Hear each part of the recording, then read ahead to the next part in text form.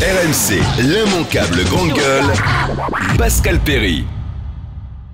Dès l'instant que c'est encadré de façon extrêmement sérieuse, et on sait que quand même, grosso modo, les écoutes sont encadrées. On met pas très encadré, oui. On met pas n'importe qui sur écoute. On écoutait tout le monde. On écoutait tout le monde et du début à la fin. Non mais attends.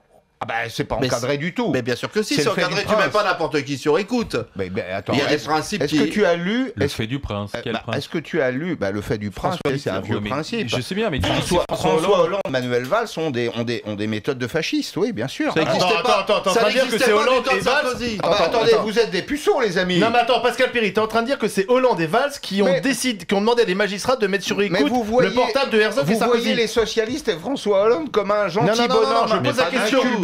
C'est le pire de tous. Ben évidemment, attendez, depuis Mitterrand qui fait écouter Jean Edernalier en toute illégalité jusqu'à François Hollande qui fait écouter c'est très grave Sarkozy. comme l'accusation que tu portes. Parce que c'est illégal. On va croire, la droite, on va laisser croire aux Français, à l'opinion, que la police, qui est un instrument régalien de l'État, est indépendante, qu'elle prend des mesures seule. Enfin, quand on lit le récit du journal du dimanche, on a un avocat avec son ancien client, Maître Herzog et Nicolas Sarkozy. C'est pas son ancien client. Pardon, oui, son client. Un ancien président. Tu as raison, ancien président, exactement.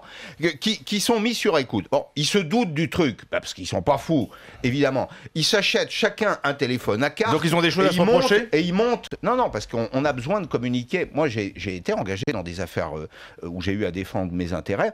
Je ne communiquais pas à l'extérieur ce que je disais à mon avocat. C'est couvert par le secret professionnel. Et donc, il est normal que le secret professionnel soit respecté. Donc, ils s'achètent 2 téléphones avec des cartes prépayées. Ils les utilisent comme des talkie-walkie. C'est-à-dire qu'a priori, c'est indécelable.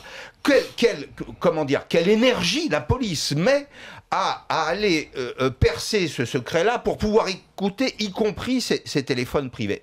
Mais s'il y a un délit derrière, excuse-moi, on le fait pour tous les gangsters, pourquoi on le ferait pas pour ceux-là? C'est pas illégal. Il n'y a aucun délit. Mais en quoi c'est illégal? Je comprends pas. C'est illégal parce que c'est la violation de la vie privée et du secret professionnel. C'est une véritable honte.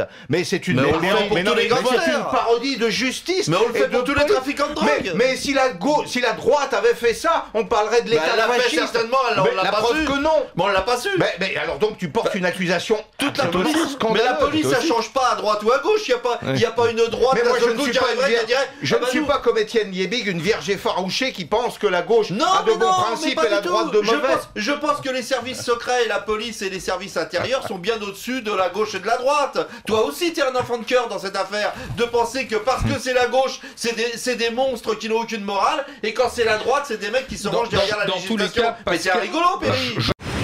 RMC, l'immanquable grande gueule.